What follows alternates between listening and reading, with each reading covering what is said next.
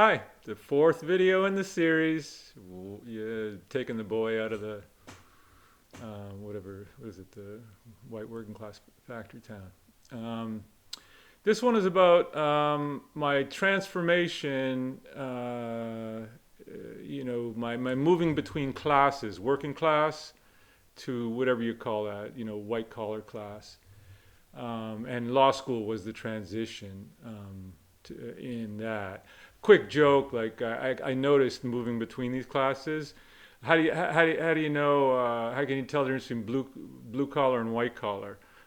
It's moving. When you're moving, um, when you're white collar and you want to move, you call a moving company and they move your stuff.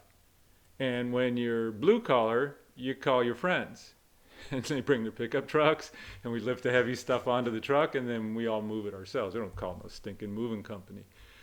Um, anyway, so that being said, I went to law school and I went here.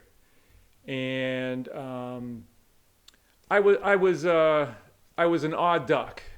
I was like, I didn't belong. And how I know I didn't belong was I took an informal poll, maybe small sample size, 180 kids in the class, and I found only one other kid who grew up blue collar. It was a black kid, African American from Louisiana, whose dad was a laborer. My dad was a laborer. Every other dad, doctor, lawyer, politician, investor, whatever, right? And even the Black Law Students Association, they all had professional parents, but not me and this other kid.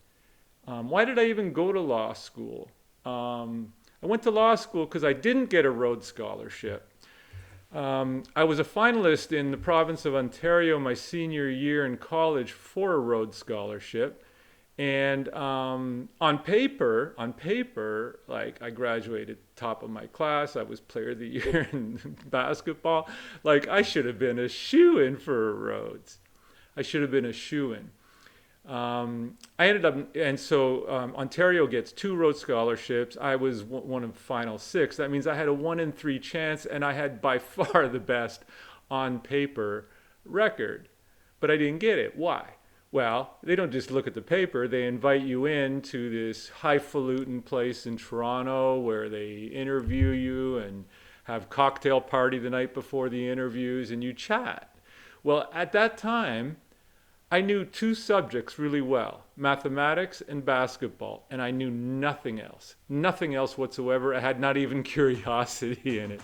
So all the questions were on politics and different that, and my answers were ridiculous. Those people must have looked at me like, my God, like who invited this guy in, right? So it's like some badminton player, like I remember was one of the, like that was his sport, got it, and he was clearly from the elite class. I was from the blue collar, and this kid was from the elite class, and that's when I really started becoming conscious of the limitations of my blue collar upbringing. That there's a different world in this white collar world, and I was not ready at all. But law school is what got me there. I'll say law school. I lost my eyesight. I lost my hair. I lost my athleticism. But I developed the ability to read and write. Before that I was just math, QED, whatever to end my proof.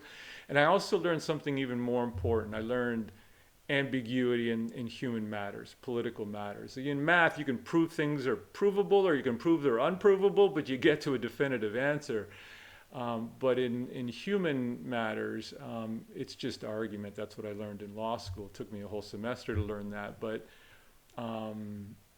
it was a necessary lesson. So even though I sound maybe dogmatic on these YouTube things, I do understand it's just argument.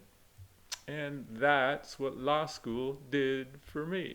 It made me a little bit more human.